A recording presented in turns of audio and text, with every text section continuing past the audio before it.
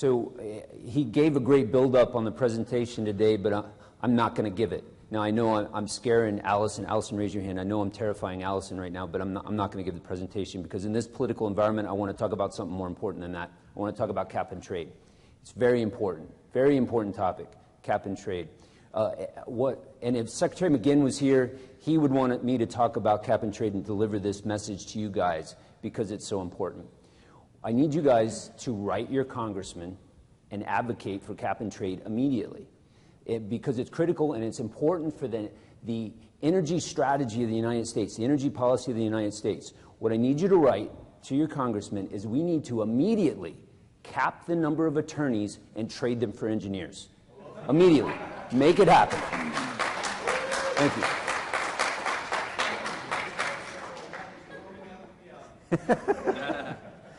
I apologize to the attorneys in the office, but I had a rough day with the lawyers yesterday, so I felt like they deserved it. How many attorneys do I have that I know? I'm sorry, sir. that I know I've already lost. Okay, I apologize. Okay. So the mission of the Navy.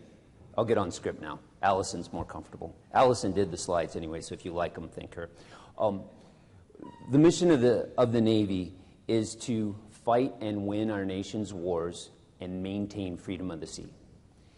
And in order to do that, we have to have two things, power and presence.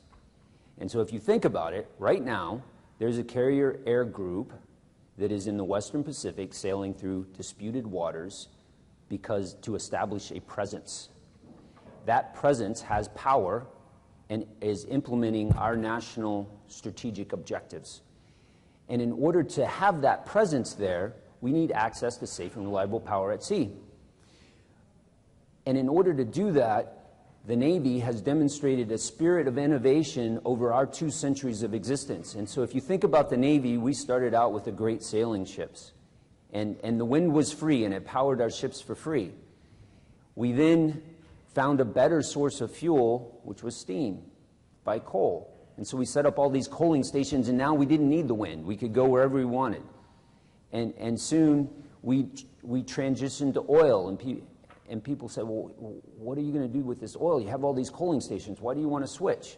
We powered our ships on oil, and then we made the switch to nuclear. Well, why would you want to do that? And how are you going to do that? But we did it anyway because it gave us a strategic capability that made us better warfighters.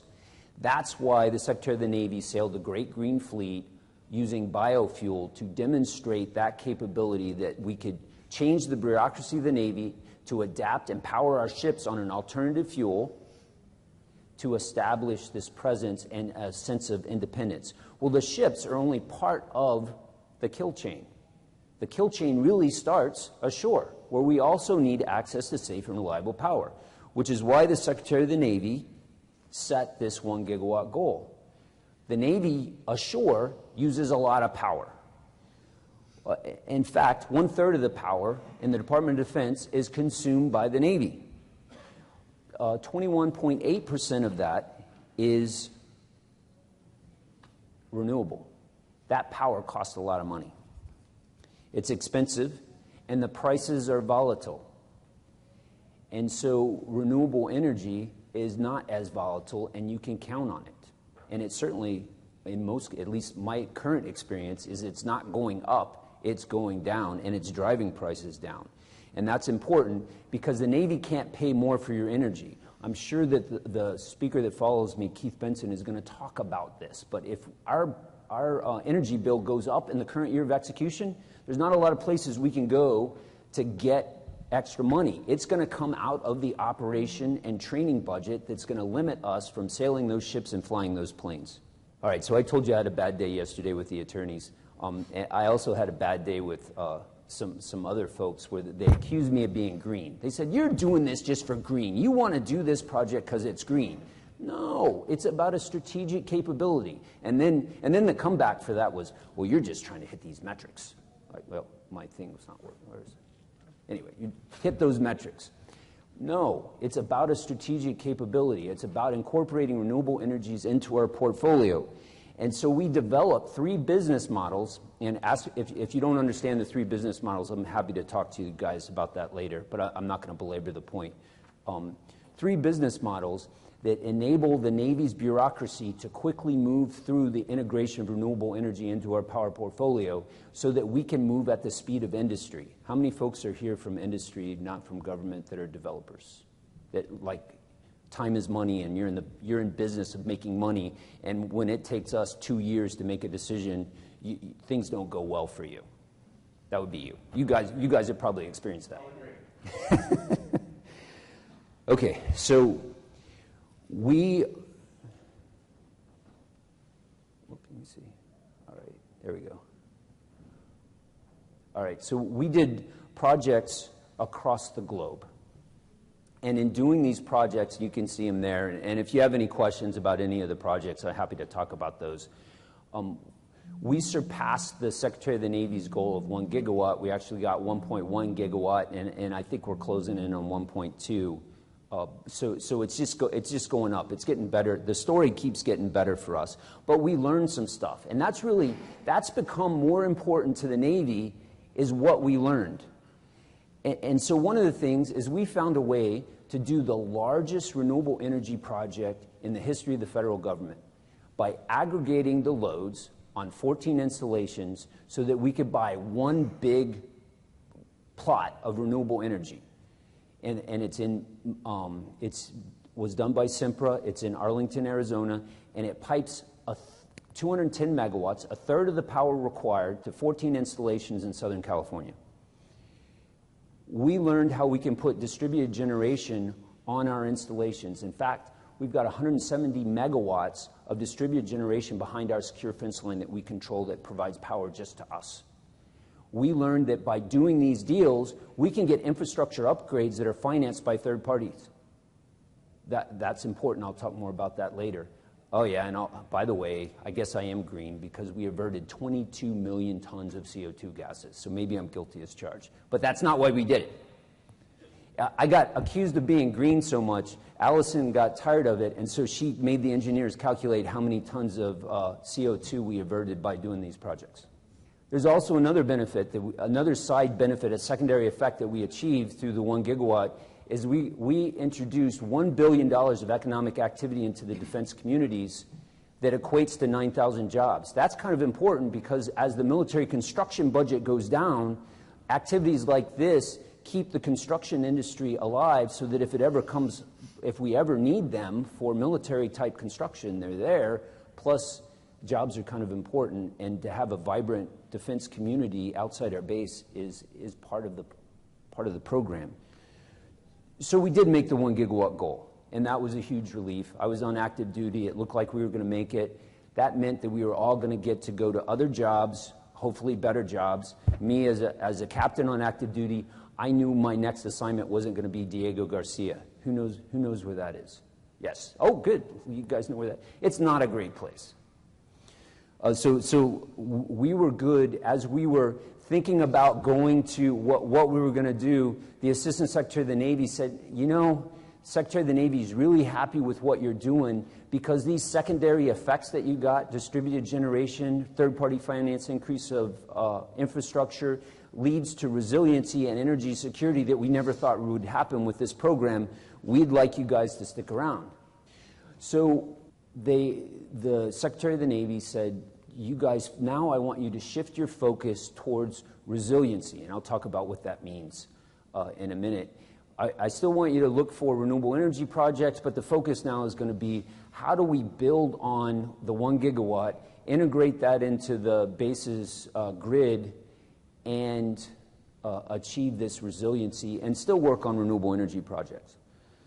So here's the list of projects that we're working on how we're going to get to resiliency.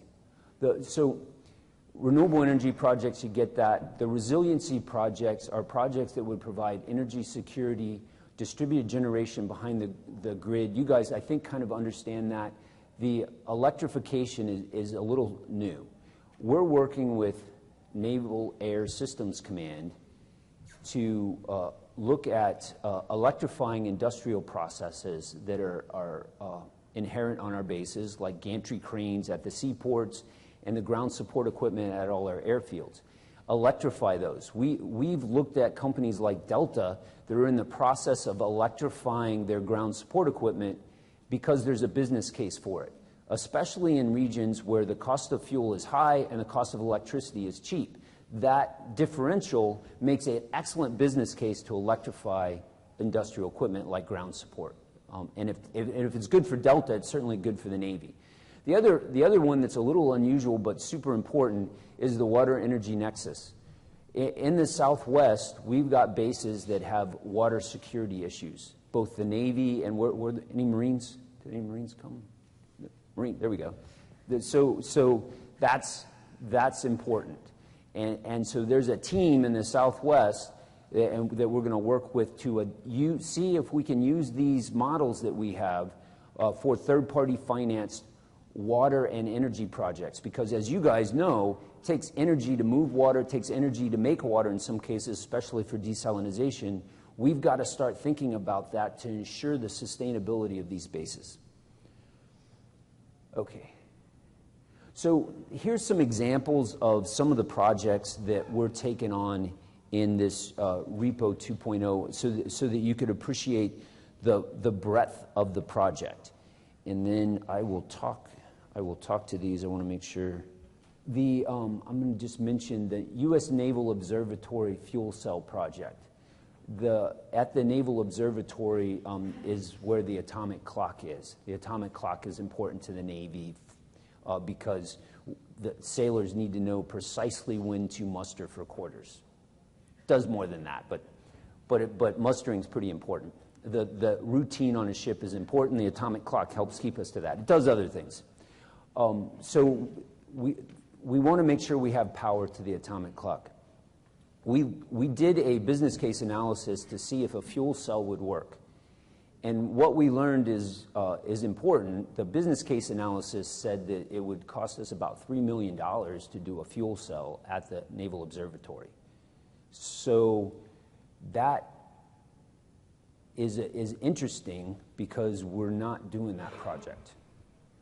So we are doing another fuel cell, but we're doing it a different way. But right now, we're not moving forward on any power purchase agreements for fuel cells just because the business case doesn't work. And that really echoes from some of the stuff we're hearing from industry, from other people that have made fuel cell investments.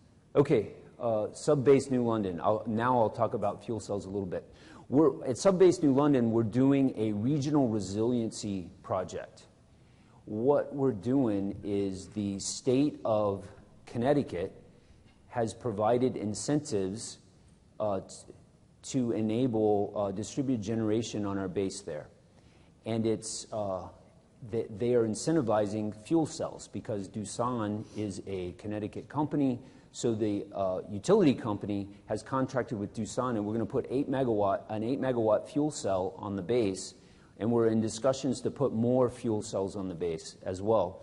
That's going to give us enough power with some microgrid controls that we're going to get as part of the project, to get this power, this reliable power, to the waterfront, to provide power to the submarines. Submarines, when they're in port, need access to power to enable the ship's functions to work properly.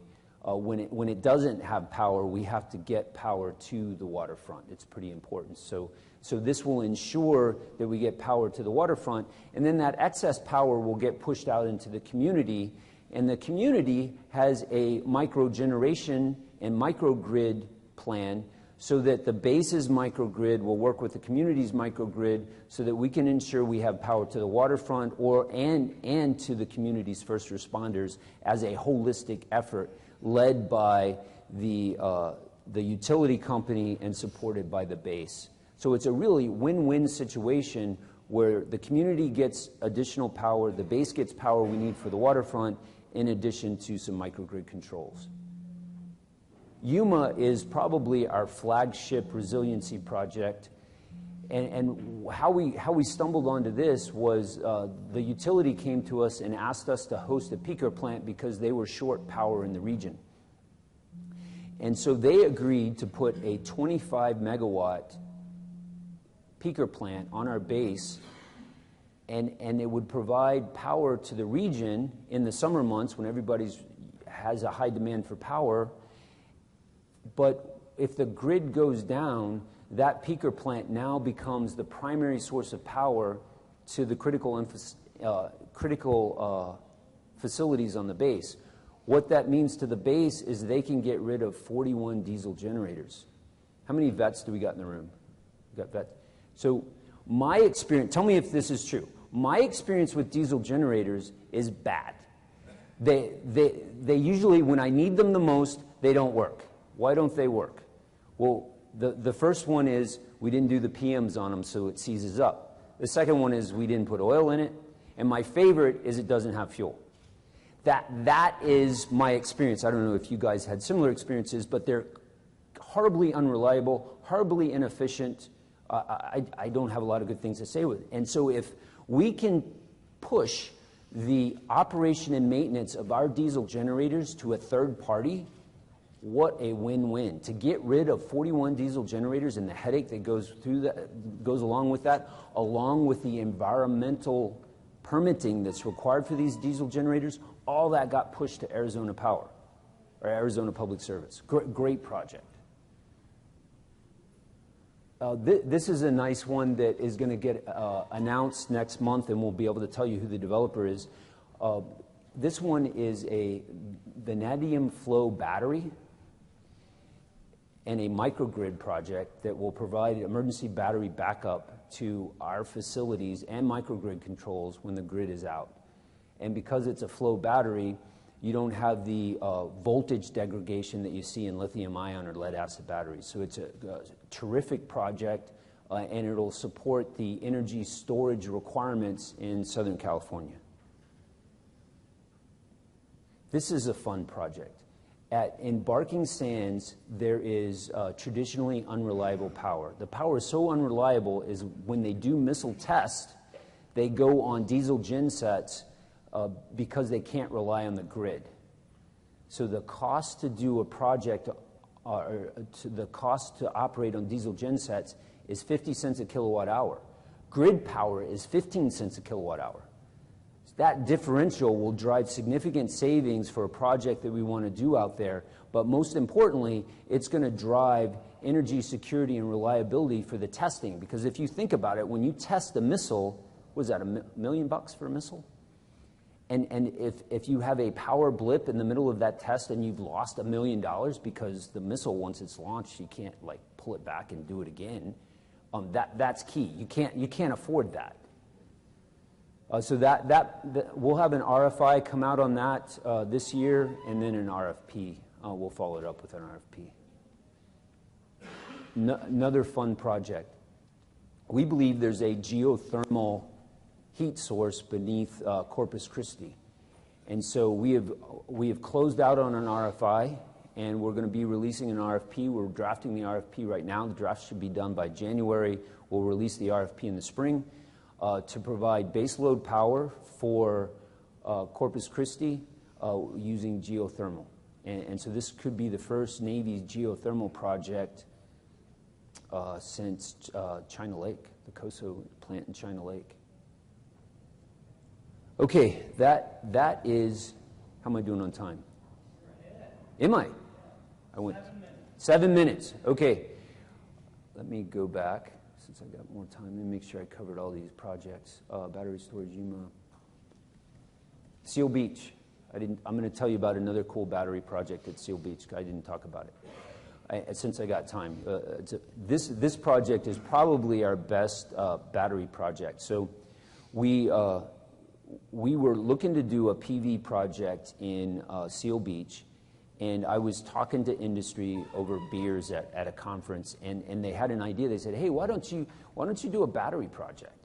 And I thought, well, you know, I don't know anything about batteries. And they said, "Oh, it's really easy." And they helped me understand how to write a RFP. So we tried it, and we got a great proposal. It wasn't from this guy. We got a great proposal for a battery that's going to provide energy storage to Southern California. As you know, they're constrained by energy storage.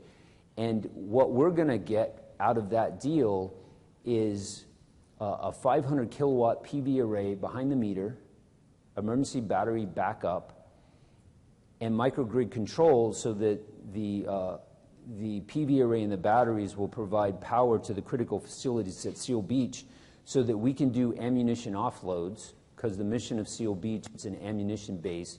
It loads the ammunition on the ships that are going on deployment to the Pacific. And so when the power goes out, they can't do the ammunition offloads, and so it delays the deployment of the fleet. So this project will enable continuity of mission. It'll enable that kill chain that I talked about earlier to occur irregardless of what's going on with the grid. Really terrific project for us. We think there's additional demand for energy storage in Southern California, and so we have an RFI on the street right now for 4 projects. One's at Naval Surface Warfare Center in Corona in Norco, California, Camp Pendleton, Naval Station San Diego, and NAS Coronado. So the RFI is in FedBizOps now. It'll be followed up by an RFP. And because we're the government, and I know you guys like it when we do this, we are going to release the RFP right before Thanksgiving, and we're going to make the proposals due on the 2nd of January. That never happened. I apologize in advance for that. I'm afraid that may be how it works out. I know. My team's going to be spending Christmas in New London, so they don't know that yet. Don't tell them. All right, thank you all.